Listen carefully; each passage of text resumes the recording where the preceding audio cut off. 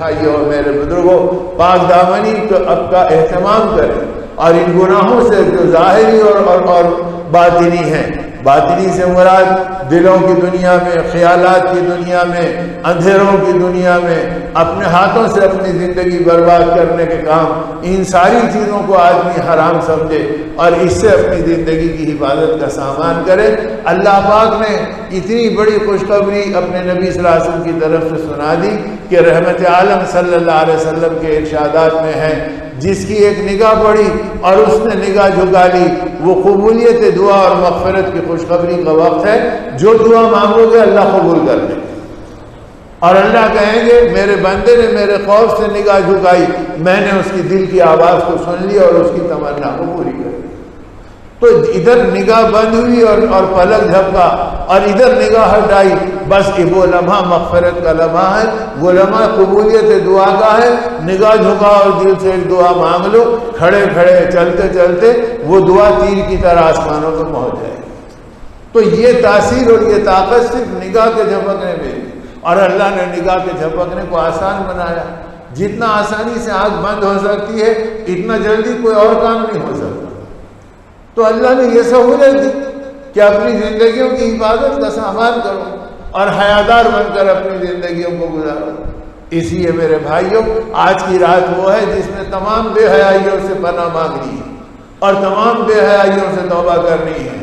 حضرت خبیب رضی اللہ عنہ ایک صحابی تھے، اور جب وہ اسلام میں نہیں آئے، رات اپنی معشوقہ کے ساتھ گزاری، اور صبح مدینے کے بازار نکلے کہ تو گھر کے اندر گوشت تل لے، میں بازار سے کچھ اور چھوٹی چھوٹی چیزیں لا لوں تاکہ ہم مزے سے بیٹھ کے کھا لیں۔ اب وہ گئے مدینے کے بازار میں، ادھر سے نبی رحمت صلی اللہ علیہ وسلم چلے آئے۔ آپ نے فرمایا خبیب کب تک بھٹکی زندگی گزارے گا، کب اللہ کو پہچانے گا؟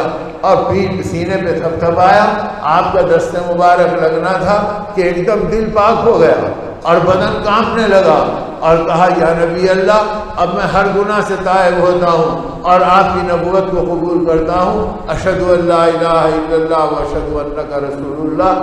اس نے کلمہ پڑھ لیا۔ اب کلمہ پڑھ کے جب واپس لوٹا تو اب اس دھن میں ہے کہ یہ کلمہ مجھے کیا چاہتا ہے، یہ کلمے کا تقاضا کیا ہے، اب اس کلمے کے بعد میں نبی سے اپنی وفاداری کیسے پوری کروں۔ اب یہ سوچتے ہوئے واپس چلے، اس میں اتنی دیر ہو گئی کہ وہ معشوقہ دروازے پہ کھڑی انتظار کر رہی ہے، اور حضرت خبیب اپنی دھن میں آگے بڑھ گئے۔ جب آگے بڑھ گئے تو اس نے آواز دے کے کہا خبیب کہاں جا رہے ہو؟ دروازہ تو گزر گیا، میں تمہارے انتظار میں کھڑی ہوں۔ تو گردن بھی نہیں پلٹائی، نگاہوں کو بھی نہیں پھیرا، بلکہ چلتے چلتے یہ کہا خبیب نے ایک ایسا کلمہ پڑھ لیا جس کے بعد پچھلی زندگی سے اس کا کوئی تعلق نہیں۔ اب زندگی بدل گئی، اب میں تم کو نہیں جانتا، میں محمد الرسول اللہ صلی اللہ علیہ وسلم کو پہچانتا ہوں۔ اب میں ان کی مرضی پہ چلوں گا، تمہاری مرضی پہ نہیں چلوں گا۔ وہ مجھے اللہ کی مرضی بتائیں گے، وہ مجھے اللہ کی شریعت بتائیں گے۔ گویا یہ منشا تھا تو نہ نگاہ پھیر کے دیکھا، نہ قدم روکا، نہ گردن پلٹائی، بس ادھر کلمہ پڑا ادھر فیصلہ ہو گیا۔ ہم کو تو اللہ نے پیدائش ہی کلمے والا بنایا، ہم کدھر بے حیاؤں کے شکار بنتے رہیں گے؟ ہماری بہنیں اور بیٹیاں کیسے غیروں کے حوالے ہوتی رہے گی، اور ہمارے ایمان پہ غیرت نہیں آتی، اور ہمارے اسلام پہ حیا نہیں آتی، اور ہمارے جذبات مردہ ہو گئے کہ ہمیں پتہ بھی نہیں چل رہا کہ بیل بکریوں کی طرح ہماری زندگی گزر جا رہی ہے۔ ہم کب تک اس حیوانیت کے ہوس میں رہیں گے؟ آج کی رات ہمیں جگانے کے لیے آئی ہے کہ ان ساری برائیوں سے جاگ جاؤ اور ان سارے فتنوں سے آگاہ ہو جاؤ، اور اپنی زندگی کو اپنے اللہ کی بندگی میں ڈال دو، اور اپنی زندگی کو محمد الرسول اللہ صلی اللہ علیہ وسلم کی غلامی میں لا لو، اور جو اللہ کے نبی چاہتے ہیں وہ کر لو، تاکہ جس نبی کا دیدار آخرت میں ہوگا اور جس نبی کا دیدار قبر میں ہوگا، اس نبی والے اعمال کا دیدار دنیا میں کر لو، تاکہ اس کے ذریعے سے کیا پتا کہ کس کے ساتھ محبت ہو اور کس کے ساتھ شفقت ہو، اور اللہ پاک اپنے نبی کا دیدار اسے اس دنیا میں بھی کرا دے۔ اسی اپنی زندگی کو ایسے بناؤ۔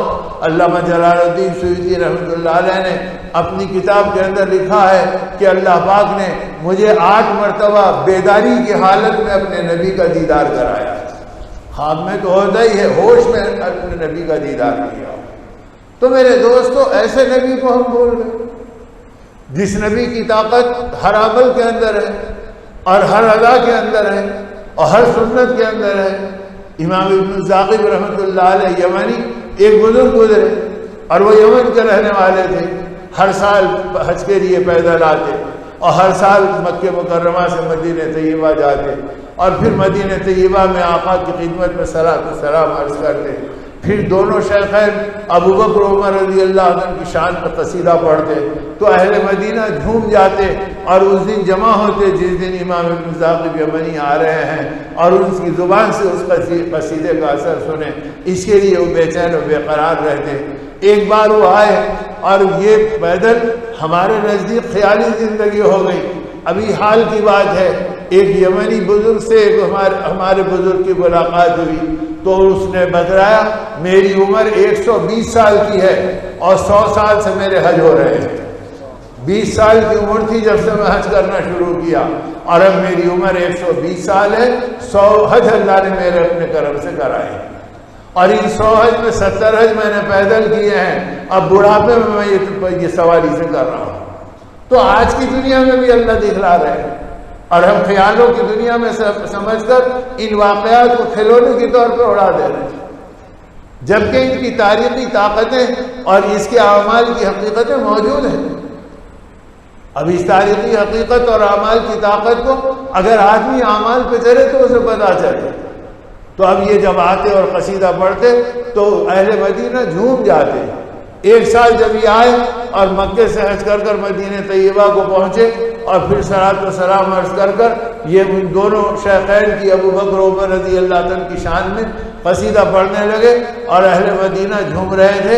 اتنے میں ایک بدنیت جو ان سے تعصب رکھتا اور ان کی عظمتوں سے اس کو گویا اندرونی طور پر حسد تھا, وہ ظالم وہاں پر پہنچا اور پہنچ کر قصیدہ ختم ہونے پہ کہا کہ آپ میرے گھر آئیے اور دعوت قبول کیجیے. تو فرمایا دعوت کا قبول کرنا سنت ہے. یہ سوچ کے میں چلا گیا. جب میں اس کے گھر پہنچا تو 2 حبشی غلام تھے جو دروازے کے پیچھے سیدھے بائیں کھڑے تھے. گھر میں جاتے اس نے اشارہ کیا تو دونوں مجھ پر حملہ آور ہو گئے. پھر اس نے میری زبان کاٹ دی پکڑ کر اور کہا کہ جاؤ جن کی تعریف کرتے تھے وہیں جوڑا لو. اب وہ زبان کا ٹکڑا لیے ہوئے خون میرا بدن آلودہ ہو رہا ہے اور کپڑے رنگین ہو رہے ہیں. میں دوڑا ہوا روضہ مبارک پر آیا اور سلام عرض کیا اور کہا یا نبی اللہ میرے ساتھ یہ حال کیا گیا اور میں بے ہوش ہو گیا. اب بے ہوشی میں کیا دیکھتا ہوں کہ اللہ کے رسول صلی اللہ علیہ وسلم غمزدہ میرے سرانے کھڑے ہیں اور ابو بکر عمر رضی اللہ تعالیٰ عنہ کے آنکھوں سے آنسو ٹپک رہے اور وہ کہہ رہے ہیں کہ اللہ کے نبی ہماری محبت میں ظالم نے اس کا یہ حال کر دیا. آپ نے میرے ہاتھ سے زبان کا ٹکڑا لیا اور فرمایا اے میرے بیٹے زبان کھول, منہ کھول. میں نے منہ کھولا تو آپ نے زبان میرے منہ میں رکھ دی. اتنے میں مجھے ہوش آیا تو میں کیا دیکھتا ہوں کہ خون کا دھبا بھی میرے جسم پہ باقی نہیں رہا. میں بشاش اور حشاش رہا. میں اسی حالت میں اٹھا اور اس کے بعد وضو کیا اور سیدھے ریاض الجنہ میں جا کے شکرانے کی نماز ادا کیا اور پھر اپنے سفر کی تیاری کیا. یمن چلا گیا. دوسرے سال جب آیا اور پھر مدینہ طیبہ کو مکہ مکرمہ حج کے بعد پہنچا تو اس وقت پھر اہل مدینہ کھڑے تھے اور میں اسی شان سے قصیدہ پڑھتا رہا. قصیدے کے ختم ہونے پہ پھر ایک شخص آیا اور اس نے کہا کہ حضرت ہمارے گھر آپ کی دعوت ہے. مجھے تردد ہوا لیکن میں نے سنت کی مطابقت میں قبول کر لیا. جب اس گھر گیا تو اس نے اچھے کھانوں سے توازن پیش کی. جب میں کھا کے نکلنے لگا تو کہا حضرت ایک لمحہ ٹھہریے اور دروازے کے قریب ایک زنجیر کھولی اور کہا ذرا اس میں جھانکیے تو وہاں پر خنزیر کا منہ تھا اور گردن میں زنجیر پڑی ہوئی تھی. وہ سر پٹک رہا تھا. ایک عجیب و غریب قسم کا جانور تھا. میں حیرت سے اسے دیکھنے لگا. اس نے کہا آپ اسے پہچانتے ہیں؟ میں کہا میں نہیں پہچانتا. کہا یہ میرا وہ ظالم باپ ہے جس نے آپ کی زبان کاٹی تھی اور اللہ نے اس کا یہ حشر کر دیا. تو میں بھی اس باطل راستے سے توبہ کر کر اہل سنت میں آ گیا. تو اہل سنت والجماعت میں آنے کی اس نے یہ راستہ بتلایا. تو میرے دوستوں اور میرے بزرگوں, جس ذات اقدس کی تاثیر اور طاقت کا حال یہ ہو کہ 900 برس گزرنے کے بعد ایک امتی پہنچتا ہے تو اللہ پاک کی طرف سے یہ نظارے اور یہ معجزات آتے ہیں. علماء نے اسے معجزہ بعد الوفات کے عنوان پہ تذکرہ کیا. تو ایسے نبی کے اعمال میں کتنی طاقت ہوگی، اور ایسے نبی پاک صلی اللہ علیہ وسلم کی سنتوں میں کتنی برکتیں ہوں گی، اور ایسے نبی پاک صلی اللہ علیہ وسلم کے غم کو اپنا غم بنانے والا کتنی بڑی عزت و عظمت کا قائل ہوگا۔